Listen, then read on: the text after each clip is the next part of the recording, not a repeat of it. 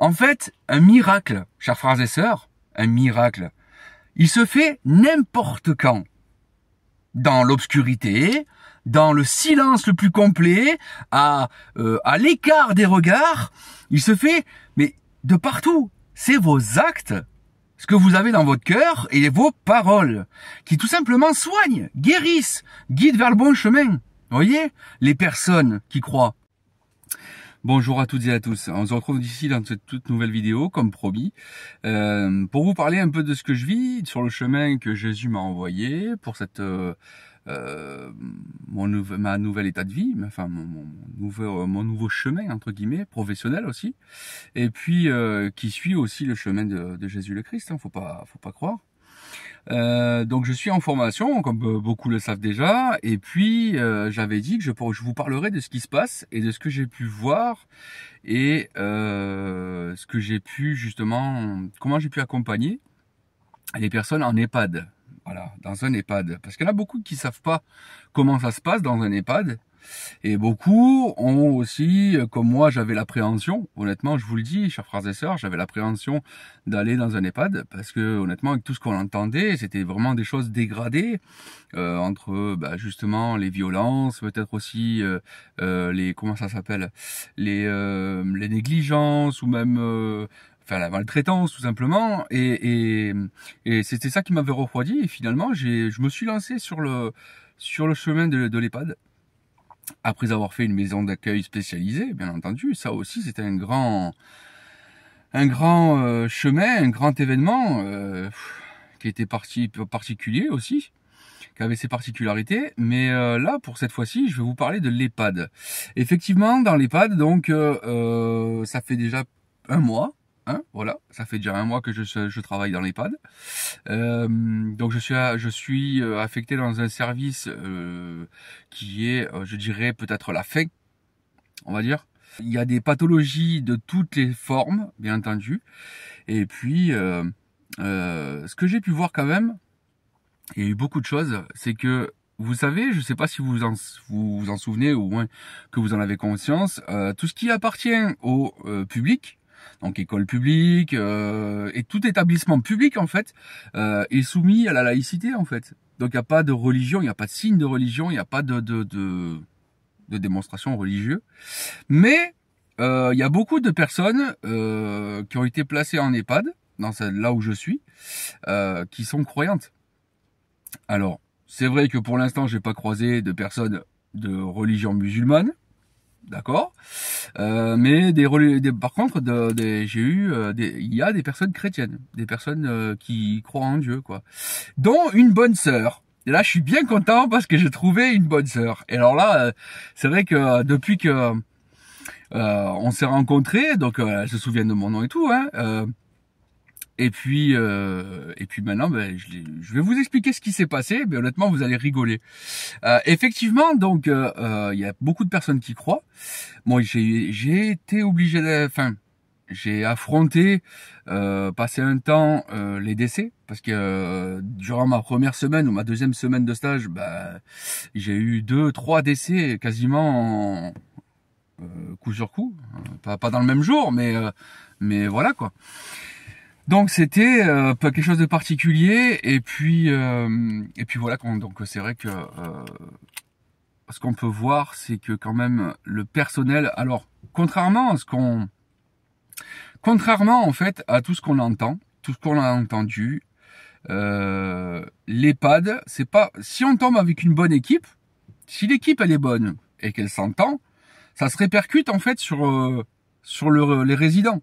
Et donc en fait, si l'équipe elle est mauvaise, qu'il y a tout le monde qui voilà, ça se répercute aussi sur les résidents. Vous voyez. Donc là, pour le coup, sur cette EHPAD là où je suis, je donnerai pas de nom, je donnerai pas de lieu spécialement parce que je fais pas de pub, hein, voilà. Et puis même souci de confidentialité. En fait, le personnel est à fond, hein, bien sûr, bien entendu, mais il n'y a pas assez de personnel. Honnêtement. Donc là, toute l'équipe, elle est super, elle est tout ce que vous voulez, mais il n'y a pas assez de personnel. Et seulement les résidents, ils sont vraiment suivis, ils sont vraiment aidés Mais le personnel est fatigué, il en peut plus. En fait, on arrive sur un personnel épuisé, qui justement voudrait avoir plus de... Ben, c'est l'hôpital public. Eh oui, c'est de l'hôpital public. Et vous le savez que malheureusement, bah... Voilà. Et ça fait partie encore des révélations, des choses que j'avais eues il y a 7 ans, à peu de choses près. Ouais, 7-8 ans, je crois. Où je l'avais dit, j'avais signifié, vous verrez, l'hôpital public, les soignants, tout ce qui est soignant sera mis à genoux, on nous mettra à genoux, on va tous nous mettre à genoux. Et il y aura plus d'argent. Bah, regardez aujourd'hui. L'argent, il y en a pas. Les hôpitaux sont complètement à sec. Et puis, bah, le service soignant, tout soignant confondu, est mis à terre, est mis à genoux. Et en fait, ça devient compliqué. Ça devient vraiment compliqué. Mais, tout ce que j'ai découvert dans cette EHPAD, effectivement, il y a quand même, ou ça doit être encore dans les EHPAD d'ailleurs, hein, ça doit être justement, il y a quand même ce côté de foi, ce côté de... Vous voyez, parce que dans plusieurs chambres, j'ai retrouvé des chapelets, j'ai retrouvé, dans la bonne sœur aussi, mais il y a des services aussi de prière, par exemple le mercredi après-midi, voilà, où il y a un curé qui vient, qui fait la messe dans la salle, dans une petite salle enfermée, pour ceux qui ont besoin, qui ont envie hein, voilà. Donc du coup, ça permet de pouvoir justement assister à la messe et prendre l'Eucharistie, communier, enfin bref. Voilà.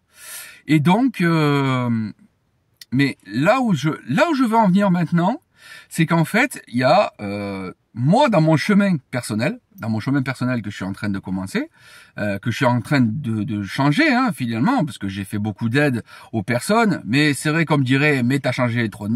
Une personne du monde de base, hein, je dirais celui qui croit pas, me dirait, mais t'as fait que ça de changer de métier. Mais en même temps, quand tu es en train de prendre des métiers où tu aides les personnes, ah franchement c'était un kiff. Hein.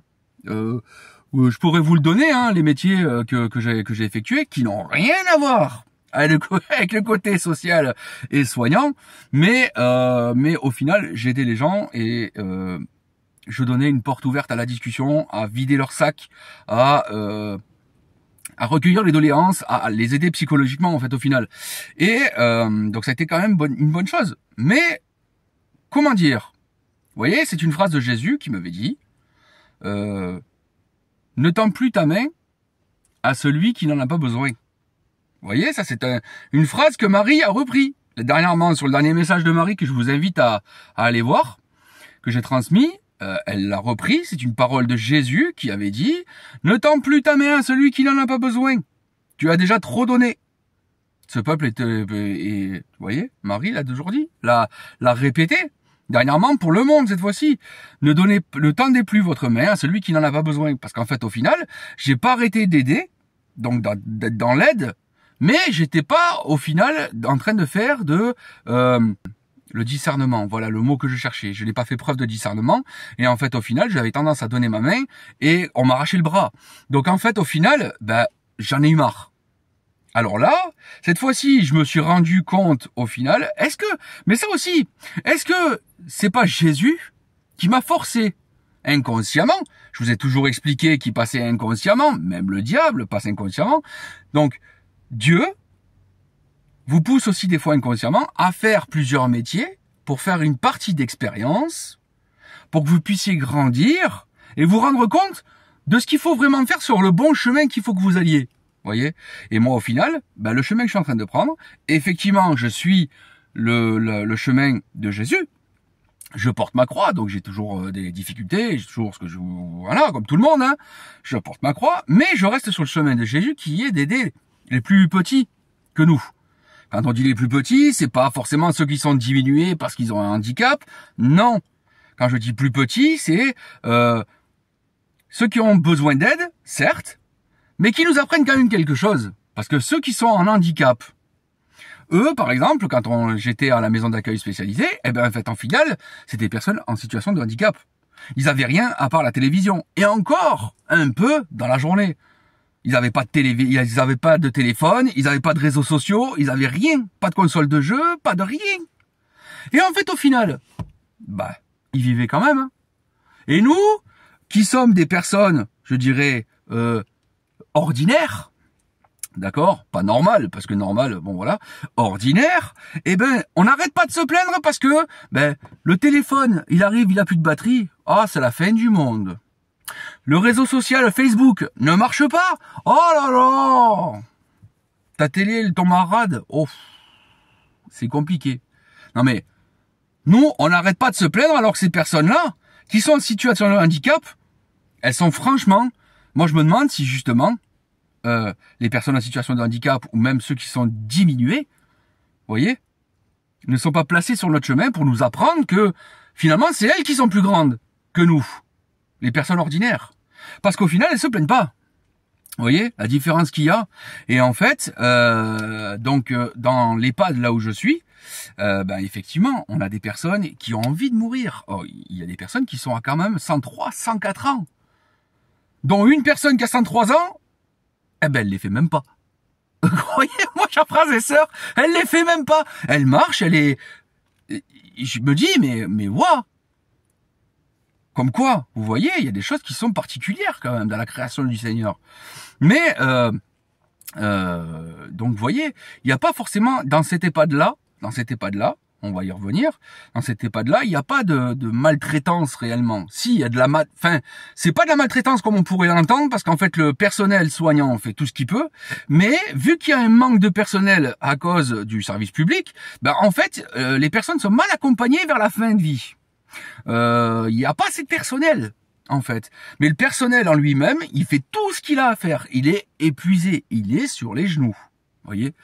Et moi particulièrement, lorsque je fais, parce que mon métier est différent des aides-soignants, parce que moi je suis accompagnant éducatif et social, et donc bon moi c'est leur donner les accompagner dans l'autonomie. L'autonomie, garder l'autonomie un maximum, essayer de faire travailler ces personnes qui sont en situation de handicap avec rester dans l'autonomie qu'ils ont en fait, parce que plus tu les oublies en fait, plus tu les fais pas travailler et plus leur santé va se diminuer.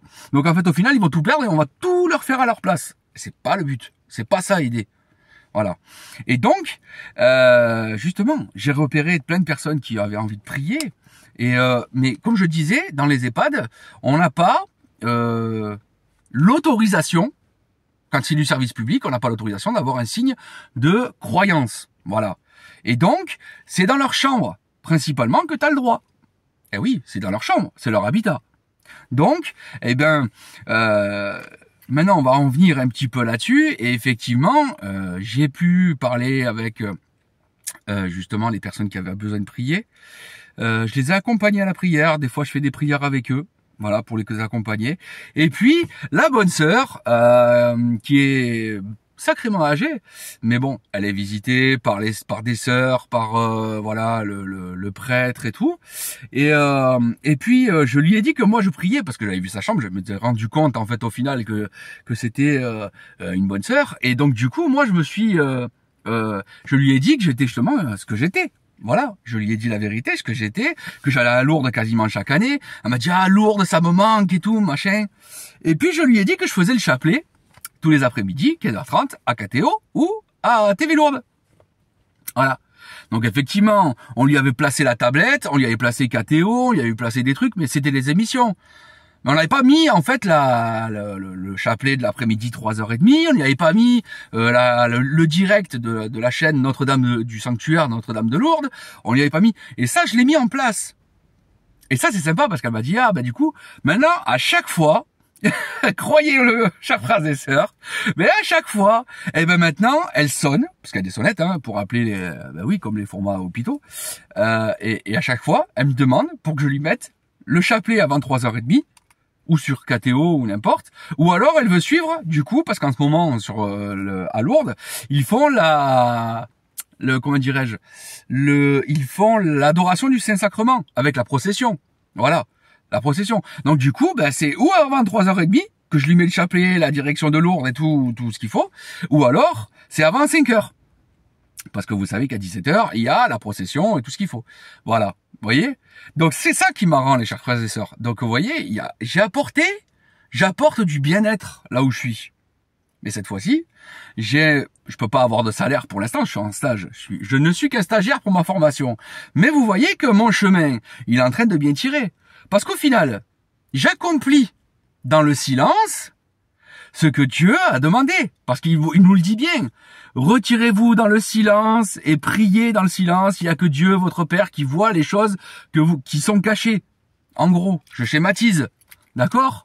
Donc là, dans les hôpitaux publics, quand vous êtes quelqu'un qui croit, et que vous croisez une personne, un résident, et qui croit, qui a envie de prier, mais qui se sent enfermé parce que du coup, il y a personne tout le monde l'empêche, en fait, dans les hôpitaux publics. Voilà, à cause de la laïcité, tout ce que vous voulez.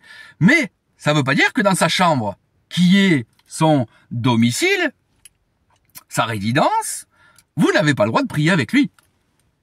Eh ouais. Donc vous voyez, chers frères et sœurs, comme quoi, des fois les choses, elles se font. Il n'y a pas besoin d'être dans la grande lumière, comme tous ces pasteurs, tous ces prêtres qui parlent devant des millions de personnes. Non. En fait, un miracle, chers frères et sœurs, un miracle, il se fait n'importe quand. Dans l'obscurité, dans le silence le plus complet, à l'écart des regards, il se fait, mais de partout. C'est vos actes, ce que vous avez dans votre cœur et vos paroles, qui tout simplement soignent, guérissent, guident vers le bon chemin. Vous voyez, les personnes qui croient.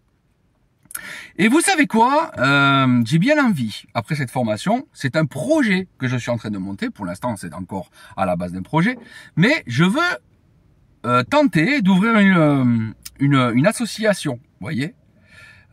J'aurai toujours ma chaîne YouTube, bien entendu, mais j'ai plus de monétisation, tout ça. Mais ce que je veux dire, c'est que je vais essayer d'ouvrir une association pour justement aider les personnes qui ont besoin, ou les familles qui ont besoin des groupes de prière, qui ont besoin de tout cet accompagnement en dehors, vous voyez, de tout ce qui est en dehors du cadre. Je veux créer une association qui permette aux familles d'apporter aux leurs, dans la fonction publique, comme dans les EHPAD ou n'importe, quelque chose qu'ils ne peuvent pas avoir réellement. Voyez, pour l'instant, c'est un sujet que j'essaie d'éclaircir. N'hésitez pas à me dire dans les commentaires ce que vous en pensez. Et puis, apportez vos idées. N'empêche, je vous ai toujours dit que la chaîne Au nom de Jésus était la chaîne de tout le monde. Oui, elle était communautaire. Donc, n'hésitez pas à me dire ce que vous en pensez dans les commentaires. Et puis, en même temps, donc, comme ça, on éclaircit un peu tout. Mais, tous les EHPAD ne sont pas mauvais. Voilà, tous les EHPAD ne sont pas mauvais, c'est juste le manque de personnel qui est énorme. Effectivement, tu as des EHPAD où tu as des équipes, mais à la ramasse, qui sert à rien, qui au final, les résidents sont sont mal gérés, tu vois. Alors que sinon, tu en as des EHPAD, comme là où je suis finalement, que l'équipe, elle est extraordinaire, elle se donne à fond pour les résidents, mais ils sont épuisés. Ils ont pas assez de personnel.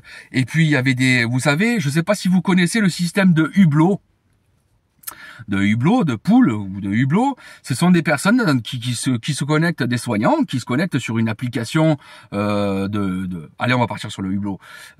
Qui se connectent sur une application pour prendre un poste, parce que c'est les hôpitaux ou services publics, ou les services de santé qui envoient des missions sur ce truc d'application, et des personnes soignantes acceptent le poste. Vous voyez?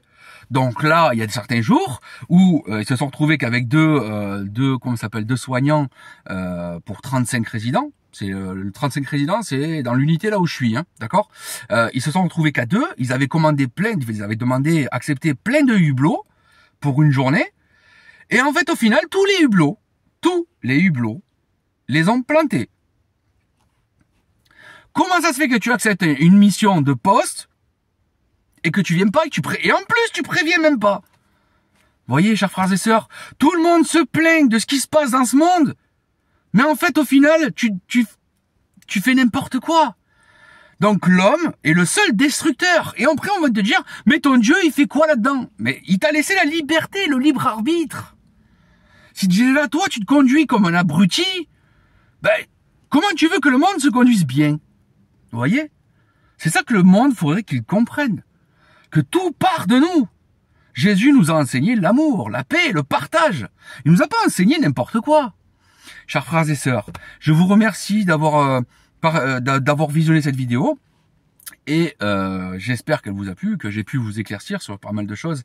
Et que la paix du Christ soit toujours avec vous et avec votre esprit, bien entendu.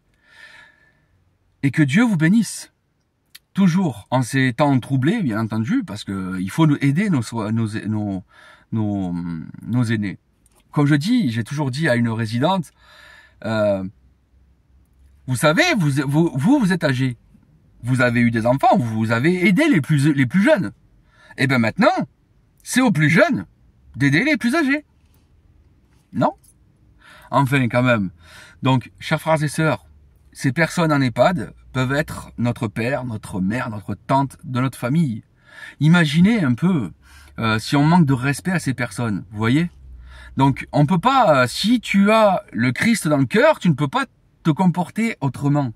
C'est pas possible. Voilà, chers frères et sœurs, je vous remercie d'être restés avec moi jusqu'au bout. Que Dieu vous bénisse et vous garde et qu'il vous éclaire sur votre chemin. N'hésitez pas à me poser des questions en commentaire pour échanger, afin qu'on puisse échanger poser des questions, que je puisse vous répondre plus amplement. Voilà. Je vous remercie. Au nom du Père et du Fils et du Saint-Esprit, que Dieu vous bénisse. À la prochaine vidéo. Amen.